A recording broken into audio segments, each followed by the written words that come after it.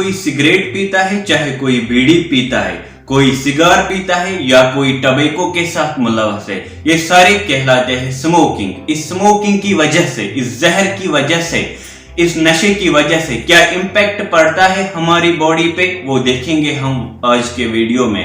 Hello guys, I am Sohail Bashir. I welcome to all of you on the Meta I Tutor platform. सबसे पहले अगर India की बात की जाए, इंडिया में अगर देखा जाए करीबन 10 लाख लोग इंडिया में मारे जाते हैं स्मोकिंग की वजह से, और ये बहुत बड़ा नंबर है। According to the medical census, अगर लंग कैंसर 100 होते हैं, उनमें से 70 स्मोकिंग की वजह से होता है। ये लंग कैंसर इंडिया में कॉमन कैंसर पाया गया है, ये बस इसी स्मोकिंग की वजह से होता है। जब भी हम सिगरेट स्मोक करते हैं, हमारी बॉडी में निकोटीन जाता है।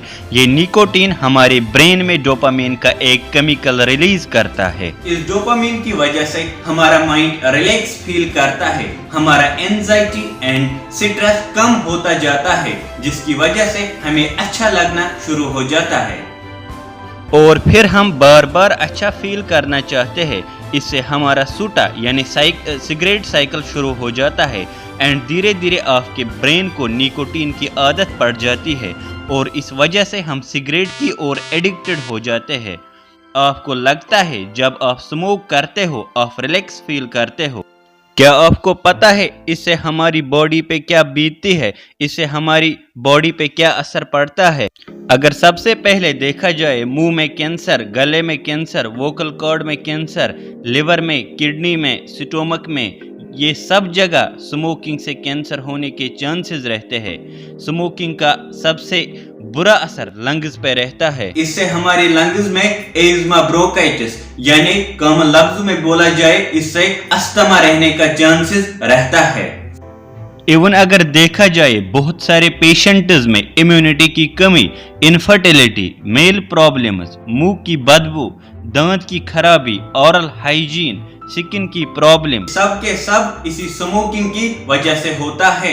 अब हम एक इम्पोर्टेंट फैक्ट देखेंगे। हमारे लंग्स में जो छोटे छोटे ट्यूब्स होते हैं, उनको नाम देते हैं ब्रोंकियोल। इन ब्रोंकियोल्स के अंदर म्यूकस एंड सीलिया होता है।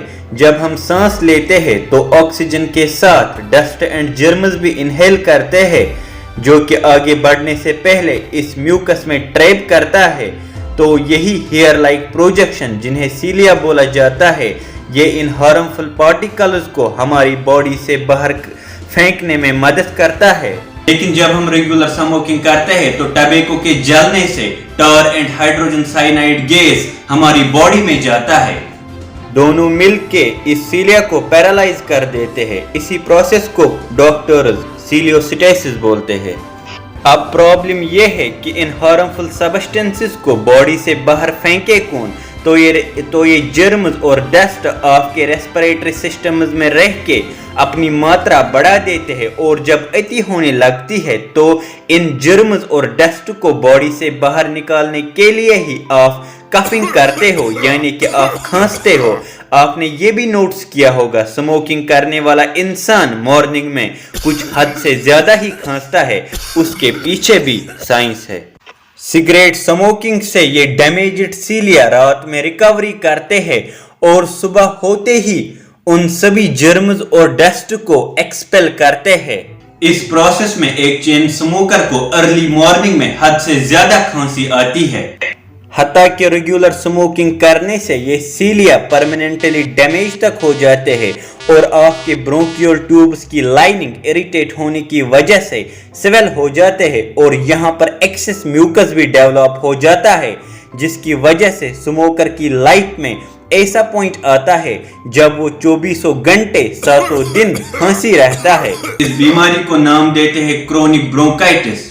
इवन रेगुलर स्मोकिंग की वजह से अराउंड 4000 डेंजरस केमिकल्स बॉडी में एंटर कर देते हैं, जिसकी वजह से एल्वियोलाई डैमेज हो जाता है। As a result of which blood stream में कम ऑक्सीजन जाएगी, जिससे आपको सांस लेने में प्रॉब्लम हो जाती है। इस बीमारी को बोलते हैं एम्फीसीमा।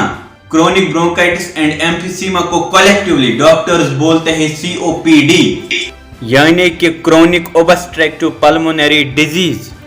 COPD ऐसी बीमारी है जो एक बार हो गई तो हो गई, जिसको रिवर्स होने में कोई चांस नहीं रहता है और न ही दुनिया में इसका कोई इलाज है।